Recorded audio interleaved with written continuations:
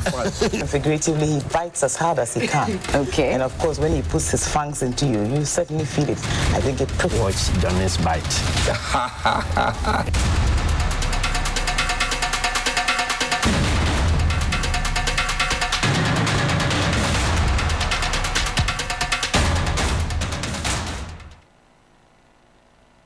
You know, I've watched you. Sometimes our people disagree with you, but I mean, I understand some of your approach. I mean, sometimes we take a hard bite. It helps us as politicians. Nowadays, when I listen to you, I even panic. Why? Hey, Why do you panic? the way you, Papa, you know Papa. Figuratively, he bites as hard as he can. Okay. And of course, when he puts his fangs into you, you certainly feel it. I think it pretty. Watch Johnny's bite.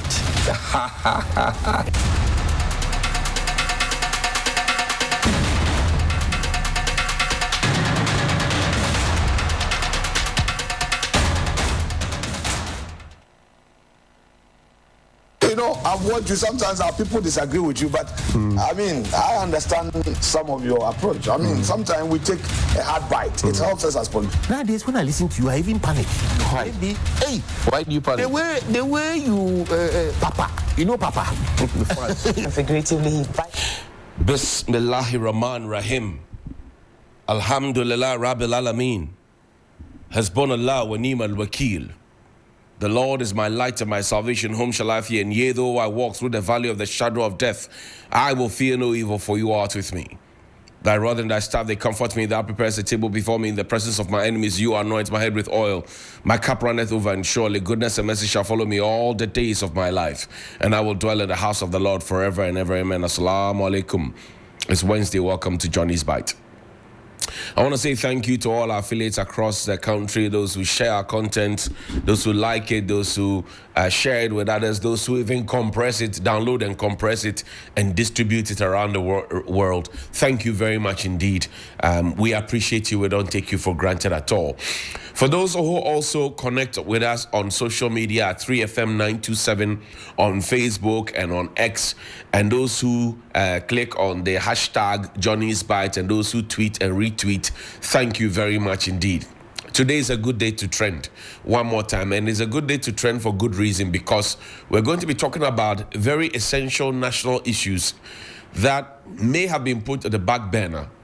Very essential national issues that will not to the benefit of you and I and the next generation and the generation after that.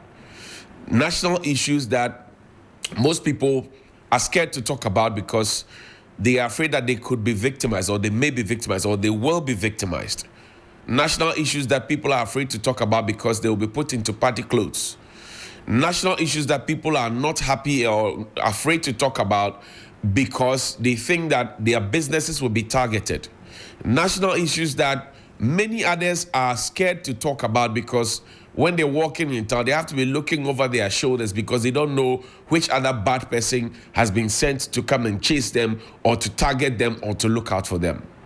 But because we walk in the shadow of death and we fear no evil, we have been anointed to speak about it, and we shall speak about it. Take me to Alco. Play the video. In fact, the next person to give gratitude to is Johnnie Hughes.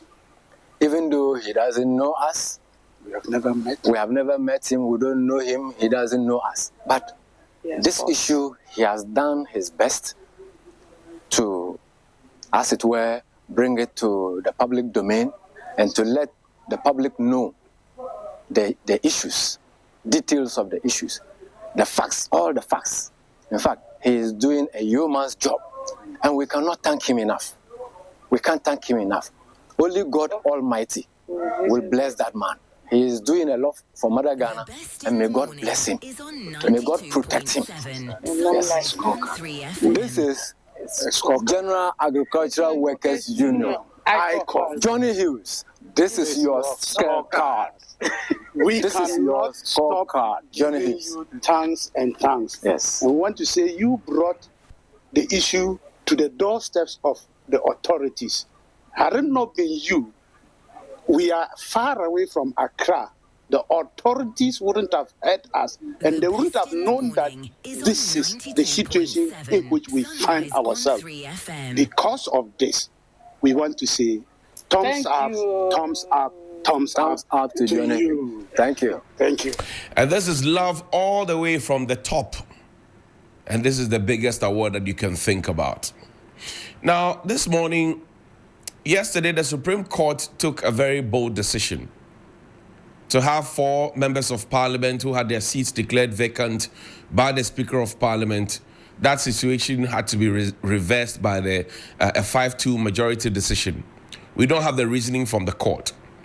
But yesterday, somebody met me, in fact, 2 people, and they were having a layman conversation with me. And they were asking me, I mean, people meet journalists and they ask them all manner of questions. They were asking me, so what does this ruling mean? I said, I'm waiting for the reasoning of the Supreme Court. And they say, so does it mean that in future, for example, Honorable Alexander Penyomaki, who is Member of Parliament for the Futu area on the ticket of the MPP, can now still be in Parliament as an MPP member and still go out there campaigning as an independent member, independent, candidate. And then when he comes into the chamber, he will come and espouse the business and the successes of the MPP. But when he goes out there, he says, oh, forget about the MPP candidate, vote for me as an independent. Does it mean? I say, I don't know. I'm waiting for the reasoning of the Supreme Court. And then they asked me another question that, so the decision that Speaker Okwe took back then in the day when Andre Siame's seat was declared vacant then, and then the situation we have now where the Supreme Court thinks otherwise to that decision, what do I think? I said, I don't know. I'm waiting for the reasoning of the court. And then they asked me again that, so did Honorable Afenyomakin, complete all the processes in Parliament? Does this exhaust all the avenues in Parliament to have resolved this issue per their own standing orders and their own rules before he went to the court? I said, I don't know. Then they asked me, okay, so now that the Supreme Court has given a ruling, are they going to take it back to the Speaker? And is the Speaker going to, agree to it? I said, I don't know. I'm waiting for the reasoning. And then they said, oh, but so now that if they come back and the MPs have to come back, somebody has to make a request to the Speaker that, recall Parliament, and it will be relying on the standing orders, and will the Speaker admit it? I said, I don't know. And then somebody asked me, so what does this mean for our democracy? I said, I don't know. I'm waiting for the reasoning of the Supreme Court, because I don't have the wisdom that the Supreme Court judges have. And I don't know what the 5 agreed on. And I don't know what the 2 Supreme Court judges dissented based upon. I don't know. I have no idea. And I'm sure that there are questions on your mind as well as a Ghanaian. But let's wait for the reasoning of the Supreme Court. Now, this morning, I'm sure that you have heard people who are aligned to the government, each time they want to talk about the opposition, they say, oh, the alternative is scary. I'm sure you heard that phrase. The alternative is scary. The alternative is scary. So I asked a question the other time. I said, Alhaji knows that today, if you have $1, it is 17 cedis. Alhaji is very much aware that if you have $1 and you go to the Forex Bureau, you get 17 cedis. That's the official rate, right? The alternative, which is scary, if you had $1 and you took it to the Forex Bureau, you were going to be giving 4 cedis on a common sense level, JSS thinking. Tell me which one is scarier. $1 to 17 cedis and $1 to 4 cedis, which is scary? So when they say, oh, the alternative is scary, I ask myself, what exactly is scary about this alternative? Because for the exchange rate alone, and you know what Dr. Baumia said in the past, that if the fundamentals are weak, the exchange rate will expose you. So Alhaji is aware that $1 is 17 cedis. That is not scary. But $1 to 4 cedis is scary. What kind of logic is that? This Sisyphean logic, I don't get it. What kind of logic is that? That once $1 to 17 cedis is not scary, but $1 to 4 cedis is scary. And you know what we have been doing? Put up that black market photo, the Ghana News Agency report, and it's been on. We're 24 days away from the big election. And you know how, for example, the Bank of Ghana, the Ghana Police Service, they collaborated and they said, we are arresting the black market people, right? We are arresting the black market people because they are the ones who are making our economy and our CD and dollar stronger and CD weak, etc., etc. So we found a way to put it on them. There were 76 that were arrested. Many others were arrested. The question that came to mind is that the monies that were found under a certain bed, right? The monies that were found under a certain bed and in certain boots, etc., in certain polytanks, the dollars that were found. Whatever the 76 Abochi had, for which reason the police and the Bank of Ghana thought they had to be arrested, could never have matched that much. The monies that were in the polytank under a certain bed, in a certain car boot, etc., if you put what the 76 Abochi who were arrested had together, it would not be equal to it. But those people have not been arrested because money is supposed to be in circulation. Remember at the same time when we were told that, oh, if you have dollars, go and swap it because very soon it will be da. You remember that? That we rushed to go and buy dollars to go and keep at home, blah, blah, blah. Now that it's coming down, what will we do? It is going up. It's not coming down. But Abochi was arrested. And we all know that even the 17 cedis is the Bank of Ghana rate. Abochi has his own prices. Forest bureaus across the country have their own rates. That's why they don't write it anymore. You have to go inside and if you are a good negotiator, you get a good rate. So the alternative is scary. 17 cedis to $1 is not scary, but 4 cedis to $1 is scary. If you're a businessman, you tell me which one is scarier. If you import and export out of this country, look, let's leave it at import. If you import into this country, whether you run a car garage or you import biscuits or drink or chicken or rice or oil, whatever it is that you import into this country, hardware, computers, name it. Tell me whether $1 to 17 cedis is scarier than 4 cedis to $1 or vice versa. You tell me, because the alternative is scary. Yes, we agree. That's the principle. But you tell me which one is scarier. Oh, no, I'm asking you. You are the one who has been saying the alternative is scary. The alternative is scary. Which one is scary? I'm asking you. No, I'm just asking you. You can't answer that question anymore. Find me Lawyer Jantua's video. He did riddle with the government. Play. On the lying bit. I shall protect the public purse. True or false? I am too old to steal your money. I already have my own money. True or false? Yet is Sunrise come there. True or false? Try me and see. True or false? I am not corrupt. I will never be corrupt. True or false? I can develop Ghana without borrowing. The money is here. True or false? I will transform Ghana in 18 months. True or false? I will not operate a family and friends government. True or false? I will fight corruption with the Anas principle. True or false? I will make the Kole Lagoon and Odo River tourist sites. True or false? I will build a factory in every district. True or false? I will give each constituency $1 million every year. True or false? I will arrest the dollar. True or false? The hikes in fuel prices will be a thing of the past.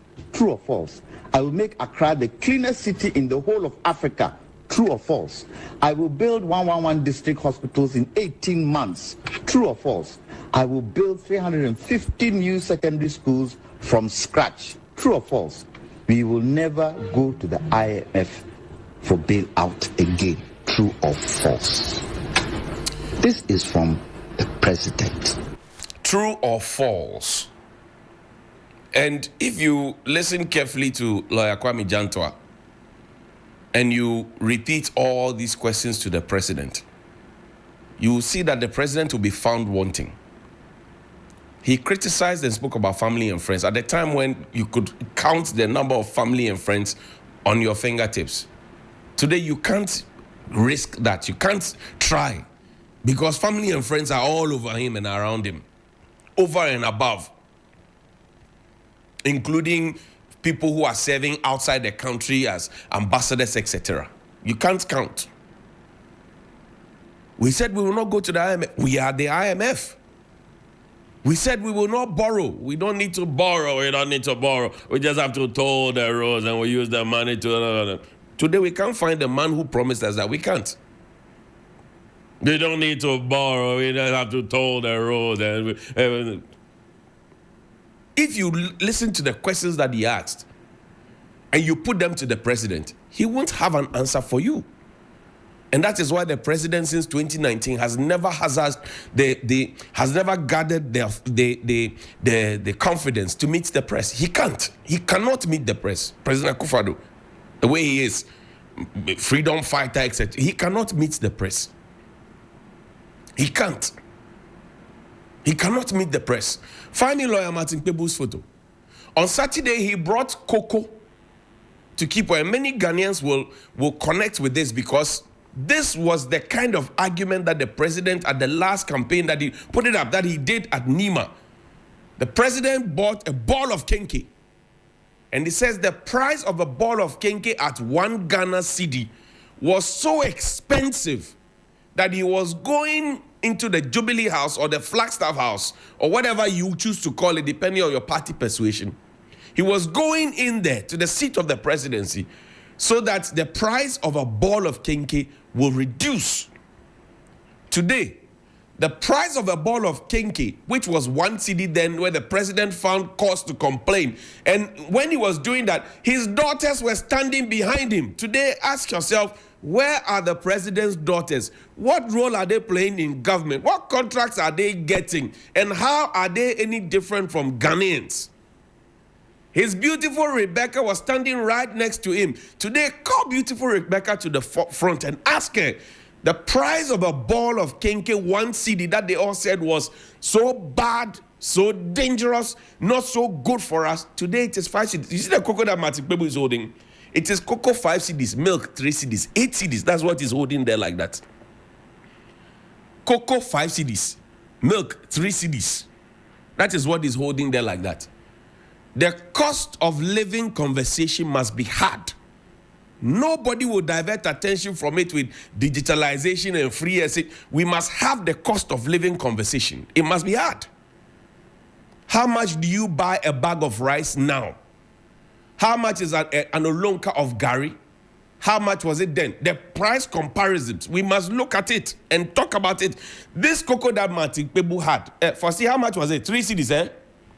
This cocoa that Martin Kpebu had, the one that is holding, 3 cedis, you could buy this for 3 cedis back in the day. Some even 2 cedis. 1 cedi. The cocoa that Martin Kpebu, so if you want to be a pre-man and add milk and granules, that was when you are going to get to 3 cedis and all of that. Today, the same cocoa is 8 cedis. Meanwhile, cocoa is made from millet, cocoa is made from maize. And we have invested money in this country to plant for food and jobs, and the elements of planting for food and jobs had maize and had the soya and sorghum and had what do you call it, rice. So where is the maize we planted? Because the argument, the last campaign at Nima, I remember that so well, where the president says, see the night, and then he says, gonna be the he told us, I remember that. Maybe one of these days I just play that tape, the full tape. The cocoa that Martin Kpebu is holding, it used to be 1 cedi. Top, 3 cedis if you want milk and granite and everything inside. Today, the cocoa that Martin Kpebu is holding is 8 cedis. Martin Kpebu is one of the people who advocated for Akufo-Addo to become president. He voted for him. He hasn't shied away from that. Today, if he's holding cocoa, he has become a subject of attack. So we always will leave the message and go for the messenger, because that is the easiest to do. He has asked the question, the cost of living question. Who will answer? Who will dare answer that question? I'm asking, who will dare answer that question? Today they pay people, and come to me, today they pay people and it doesn't get them anywhere. Take time to speak to the national service people. And the National Service people have been doing a lot of calculation. They say, back in the day, we were receiving 350 Ghana cedis. If you do the calculation in dollars, this was how much? Today, we're receiving 700 something. If you do the calculation in dollars, it's actually less in value than what we were receiving then. But the alternative is scary. It's okay. And you ask yourself the question, what is our daily minimum wage?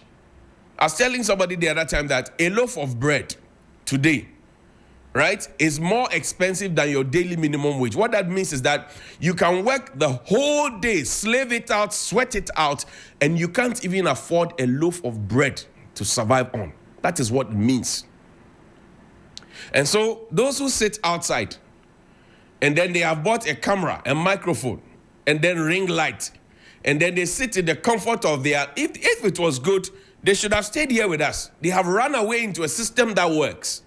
And then they will be broadcasting from there and giving us an impression that we are complaining. You don't feel the heat we feel, my guy. If you work even for an hour and they pay you $2, do the conversion. $1 is 17 times 2 is what?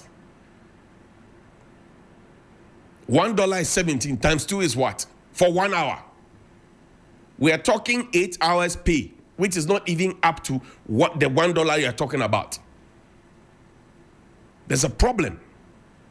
And I say that cost of living conversation must be hard. People are complaining about electricity and we say, oh, we have reduced electricity prices more than everybody else. But so how are people not able to pay? You say water bill, say we have done some for you. How are people not able to pay? LPG. I was gobsmacked last week. I was so shocked. I couldn't believe it. 270 Ghana cedis for 14 kg LPG. Hey, I was so shocked. I couldn't believe it. Somebody said it's not 270, it's 320. It's this, it's that. People were giving me varying prices. I said, well, I can only talk about what was served to me and how much I was charged. I don't know about others, but that is your truth too. I can't deny you. That cost of living conversation, it must be hard because we were told about a solid economic management team led by our responsible and respected vice president who was christened the economic whiz kid by his wife.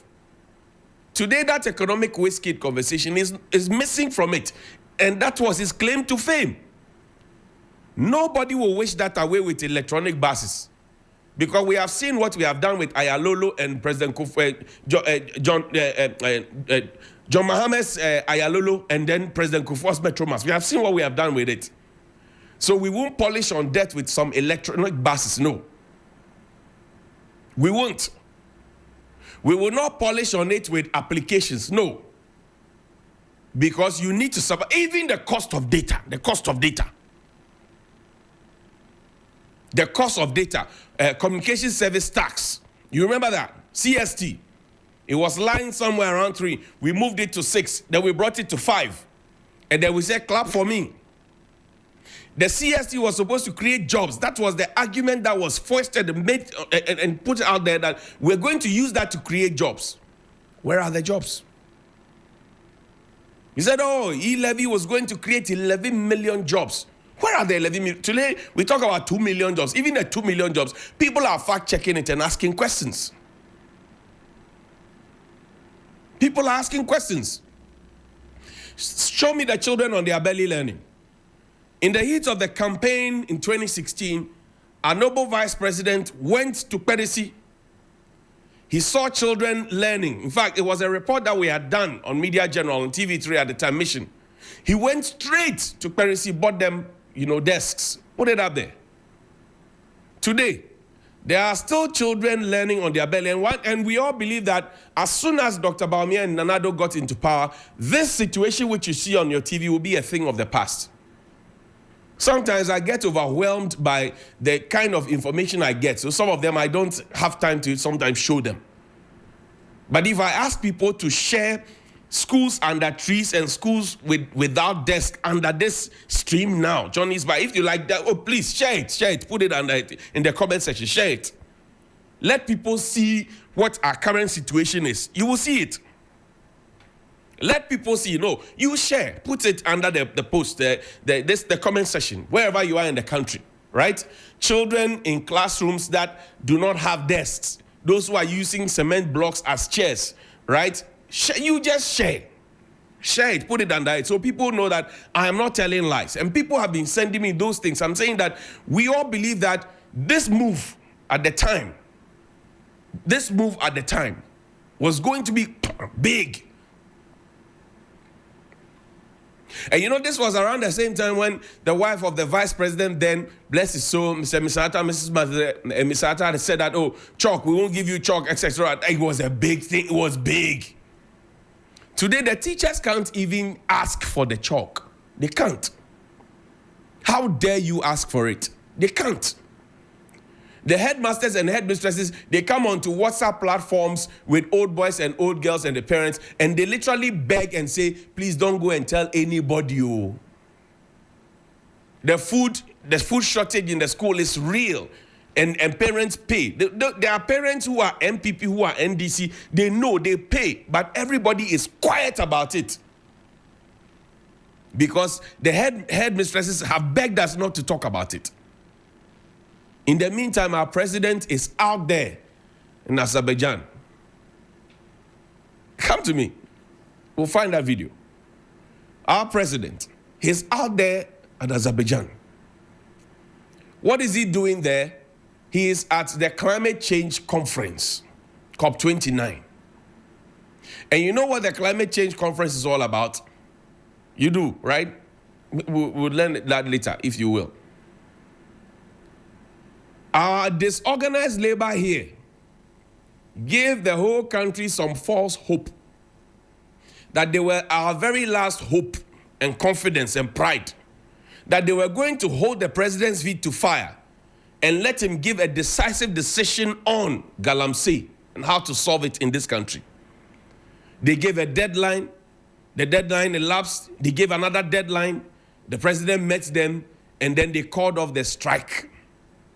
The president asked for more time to deal with Galamsey and to give us a decision to a national emergency of that nature, which is causing people kidney, liver problems, skin diseases, children are being born with deformities, etc. The president has not given us a response to Galamsey, but he is in Azerbaijan, and he's making Sisyphean statements. Listen to him. Listen to our president. Thank you, Your Excellency.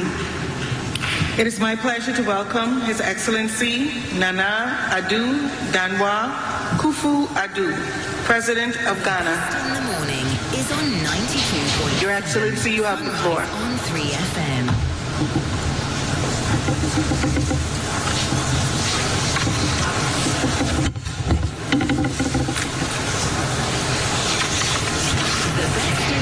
Chairperson, Excellencies, distinguished leaders, Ghana thanks Azerbaijan for her warm welcome and congratulates her for assuming the chairmanship of COP with dedication to our shared future.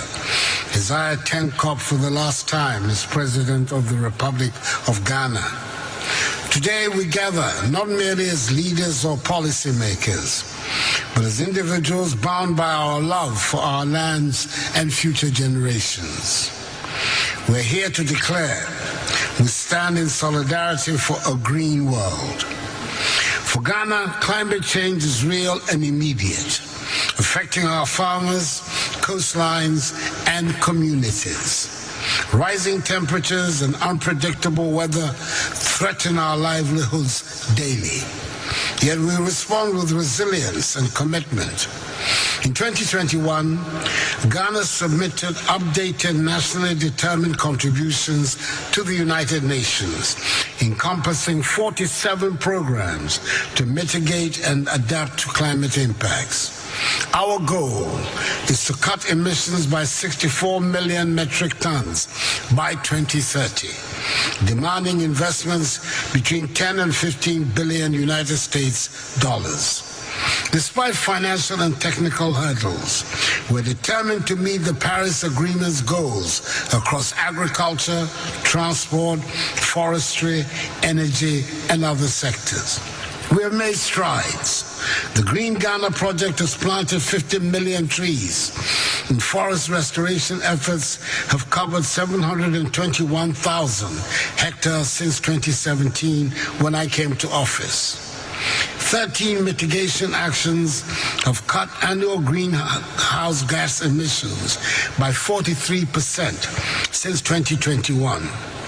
Ghana's national electric vehicle policy, backed by tax incentives, promotes sustainable mobility, and our energy transition framework steers us towards a green future.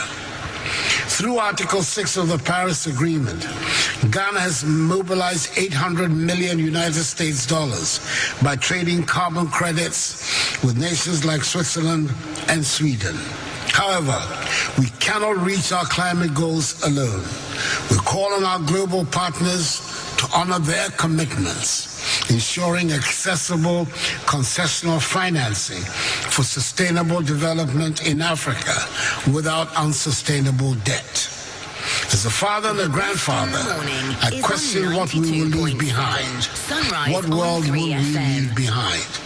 Our children's future hinges on our decisions.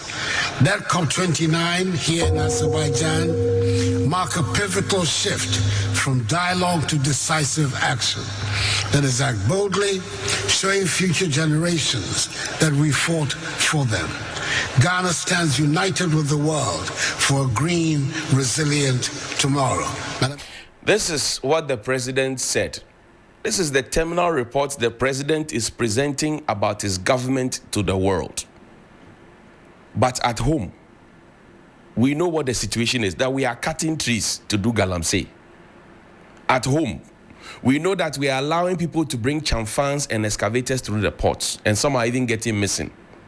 At home, we know that we are declassifying forest reserves and allowing party people to mine in them. At home, we know that we have gone to take money, but we are allowing people to use mercury, cyanide, and lead here. But the president has won suit. People have followed him. That's why I said they have done kuntain. But the solutions at home is Sisyphean solutions towards fighting galamsey. The president told organized labor, and I'm sure organized labor should be bowing down their heads in shame this morning. Because they told us that the president said they should give time, and they gave time and they backed off.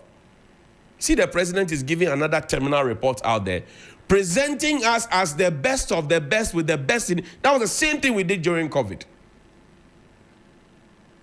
The things that the president was talking about. When Joshua Makubu, as regional minister of OT, was cutting trees and uprooting trees that were planted because they were planted by June 4 and all of that, when we were wasting money to plant trees, the president didn't tell them there. The trees that we claim to be planted, where are they? We are cutting trees. We are declassifying forest. Even our Chimota forest, part of it has been declassified. We are mining in forest reserve. We have destroyed all our rivers from Cobra to Densu to Birim to name the rivers. He won't tell them that. You see, he's talking about electric vehicle, blah, blah, blah. So we go to the world to lie to them, and we come back home and face the reality. He said something, that as a father and a grandfather, what is he leaving for the next generation? That question would have been put to him here if he had met the press. But he doesn't have the balls of going out to meet the press. Our president is giving a different terminal report out there. He's talking tough. He's talking nice. He's talking fluid and lucid English, flowery language out there. Here, what is our situation? Eco-conscious. Awolasewa will be asking the same questions, I'm sure.